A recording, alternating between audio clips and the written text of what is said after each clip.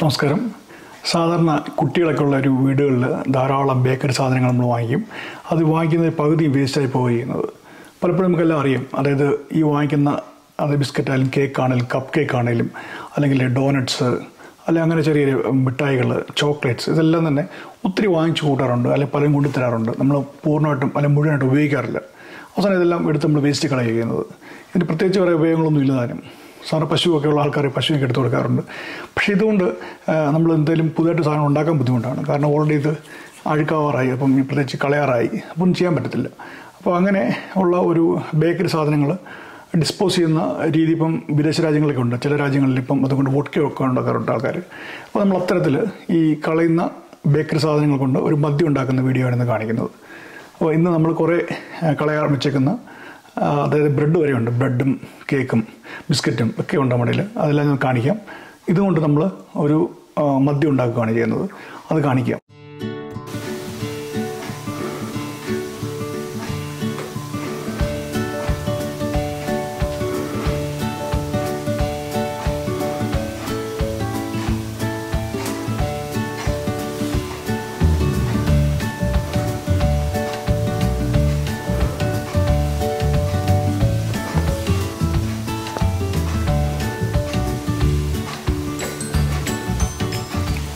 ഇതെല്ലാം നമ്മൾ കളയാൻ വേണ്ടി വെച്ചേക്കാണ്. സത്യത്തിൽ ഇതിന് പ്രത്യേകിച്ച് വേറെ ഉപയോഗങ്ങളൊന്നും തന്നെ നമുക്കില്ല. അപ്പോൾ അതുകൊണ്ട് നമുക്ക് ചെയ്യാൻ പറ്റുന്ന ഏക മാർഗം ഇത് നമ്മൾ എന്തെങ്കിലും ഒരു ബൈ പ്രോഡക്റ്റ് ഉണ്ടാക്കുക എന്നുള്ളതാണ്. അപ്പോൾ ഇത് ഞാൻ ഇന്ന് ഉണ്ടാക്കുന്നത് മദ്യമാണ്. നമ്മളിപ്പം ഈ ഫെർമെൻറ്ററിനകത്താണ് നമ്മളിത് ഉപയോഗിക്കുന്നത്. ഏകദേശം ഒരു 10 ലിറ്ററോളം കൊള്ളുന്ന ഒരു ഫെർമെൻറ്ററാണ്. പക്ഷെ നമുക്ക് ഇതിനകത്തോട്ട് ആദ്യം നമ്മുടെ സാധനങ്ങളൊക്കെ അതിനെ ഇടാം.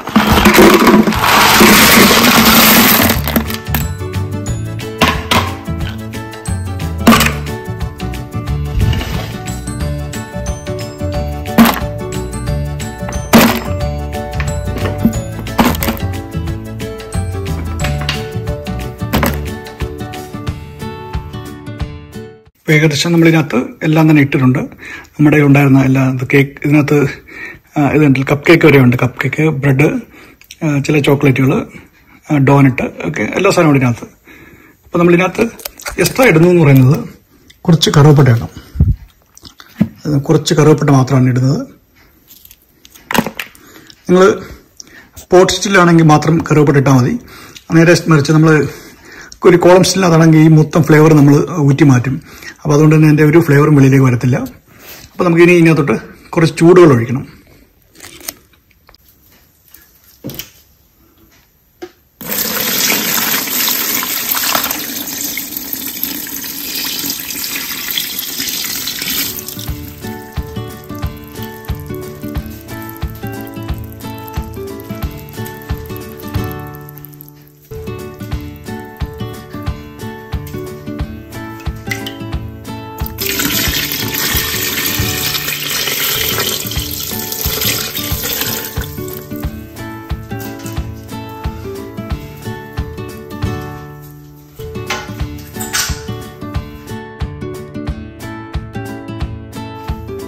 അതിനുശേഷം നന്നായിട്ട് ഒന്ന് ഇളക്കി കൊടുക്കണം.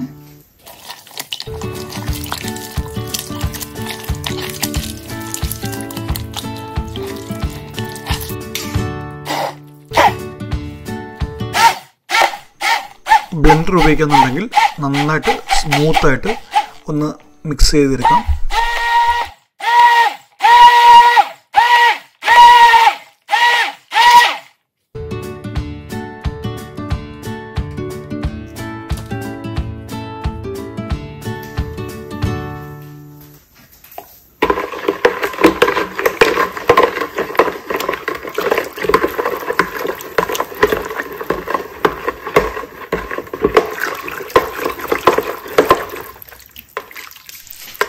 നമ്മൾ ബേക്കിംഗ് ഈസ്റ്റാണ് ഇടുന്നത്.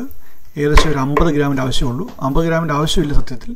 പക്ഷേ ഫെർമെൻറ്റേഷൻ കംപ്ലീറ്റ് ആവാൻ വേണ്ടിയിട്ട് നമ്മൾ 50 ഗ്രാം ഇടുകയാണ് ചെയ്യുന്നത്.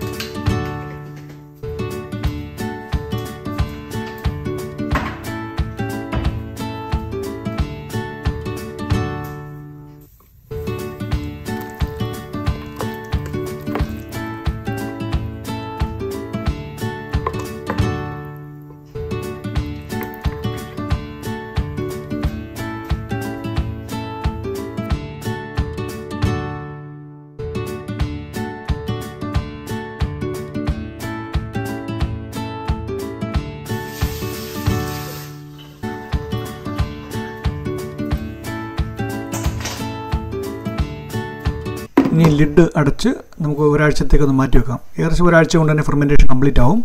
അതിനുശേഷം നമുക്ക് കാണാം. ഒരാഴ്ച കഴിഞ്ഞിട്ടുണ്ട്. ഇപ്പോൾ ഏകദേശം നമുക്ക് ഫെർമെൻറ്റേഷൻ കംപ്ലീറ്റ് ആയി. ഏകദേശം പാട പോലെ മുകൾ ഭാഗത്ത് കുറച്ച് സാധനങ്ങൾ ഇങ്ങനെ വന്ന് കിടപ്പുണ്ട്. അതുപോലെ തന്നെ അടിയിലും കുറച്ച് ഒരു മട്ട് പോലെ അടിച്ച് കിടപ്പുണ്ട്. നമ്മളൊരു കാരണവശാലും ഡിസ്റ്റിൽ ചെയ്യുമ്പം ഈ രണ്ട് സാധനങ്ങളും നമ്മൾ ഡിസ്റ്റിൽ ചെയ്യാൻ വേണ്ടി ശ്രമിക്കരുത്. ഡിസ്റ്റിലിങ് ഫിൽറ്റർ ചെയ്തിട്ട് മാത്രം ഡിസ്റ്റിൽ ചെയ്യണം. കാരണം ക്ലിയർ ആയിട്ടുള്ള ആ ഒരു ലിക്വിഡ് മാത്രമേ നമ്മൾ ഇതിനു വേണ്ടി ഉപയോഗിക്കാവൂ. ഏതെങ്കിലും കാരണവശാൽ നമ്മൾ സ്റ്റില്ലിനകത്ത് ഇത് പോവുകയാണെന്നുണ്ടെങ്കിൽ ഇത് കരിയാൻ ചാൻസ് ഉണ്ട്. ഇത് കരിഞ്ഞു കഴിഞ്ഞാൽ ആ ഫ്ലേവർ ഒരു കാരണവശാലും മാറത്തുമില്ല. അപ്പം ഏറ്റവും നല്ല കാര്യം നമ്മൾ ഈ മുകളിൽ പാട പോലെ കിടക്കുന്ന അതും അതേപോലെ താഴെയുള്ള ഈ മട്ടിയും നമ്മൾ മാറ്റിയിട്ട് വേണം ഡിസ്റ്റിൽ ചെയ്യാൻ. നമ്മുടെ സ്റ്റില്ലിനകത്ത് ഒരു അജിറ്റേറ്റിംഗ് അറ്റാച്ച്മെൻറ്റ് ഉണ്ടെങ്കിൽ, അതായത് ഇളക്കാനുള്ള ഒരു അറ്റാച്ച്മെൻറ്റ് ഉണ്ടെങ്കിൽ അത് പേടിക്കേണ്ട ആവശ്യമില്ല. കാരണം അത് ഈ വാഷിന് സ്റ്റില്ല് ചെയ്യുന്ന സമയത്ത് ഇങ്ങനെ ഇളക്കിക്കൊണ്ടേയിരിക്കും. സാധാരണ സ്റ്റില്ലിൽ അങ്ങനെ ഒരു അറ്റാച്ച്മെൻറ്റ് വരാറില്ല. അതുകൊണ്ട് നമ്മൾ ഉറപ്പായിട്ടും നമ്മൾ ക്ലിയർ ആയിട്ടുള്ള ലിക്വിഡ് മാത്രമേ നമ്മൾ ഡിസ്റ്റിൽ ചെയ്യാവൂ.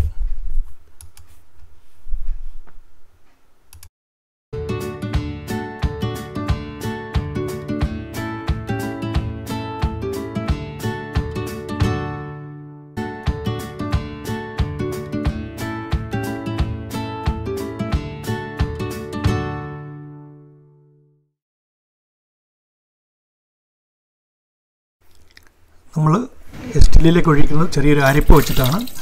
അപ്പോൾ അതുകൊണ്ട് തന്നെ നമുക്ക് ഈ ചെറിയ സോളിഡായിട്ടുള്ള എന്തെങ്കിലും ഉണ്ടെങ്കിൽ അത് അതിനകത്ത് നമുക്ക് അരിച്ചെടുക്കാൻ പറ്റും.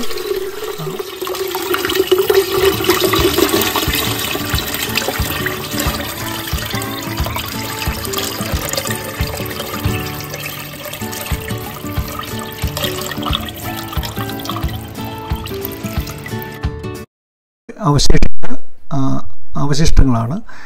ഇതിനകത്ത് വേണമെന്നുണ്ടെങ്കിൽ ഈസ്റ്റ് ഹാർവെസ്റ്റ് ചെയ്യാൻ ആഗ്രഹം ഉണ്ടെന്നുണ്ടെങ്കിൽ മാത്രം നമുക്ക് എടുക്കാം. അല്ലെന്നുണ്ടെങ്കിൽ കളയുന്നതാണ് ഏറ്റവും നല്ലത്. അപ്പോൾ നമ്മൾ സ്റ്റില്ല് ഉപയോഗിക്കുന്നത് ഇന്ന് എയർ സ്റ്റില്ലാണ്. കാരണം ചെറിയ പ്രൊജക്റ്റാണ്. അപ്പോൾ അതുകൊണ്ട് എയർ സ്റ്റില്ലിൻ്റെ ആവശ്യമുള്ളൂ. അപ്പോൾ ഇതുകൊണ്ട് ആദ്യത്തെ ഒരു 10-20 ml അല്ലെങ്കിൽ 30 ml നമ്മൾ ഒരു ഹെഡ്സ് എന്നുള്ള രീതിയിൽ എടുത്ത് കളയാറുണ്ട്. ഇന്ന് ഡിസ്റ്റിലിങ് കഴിഞ്ഞപ്പോൾ നമുക്ക് ഏകദേശം കിട്ടിയൊരു 400 മില്ലി ആൽക്കഹോളാണ്. ഏകദേശം ഒരു 40%.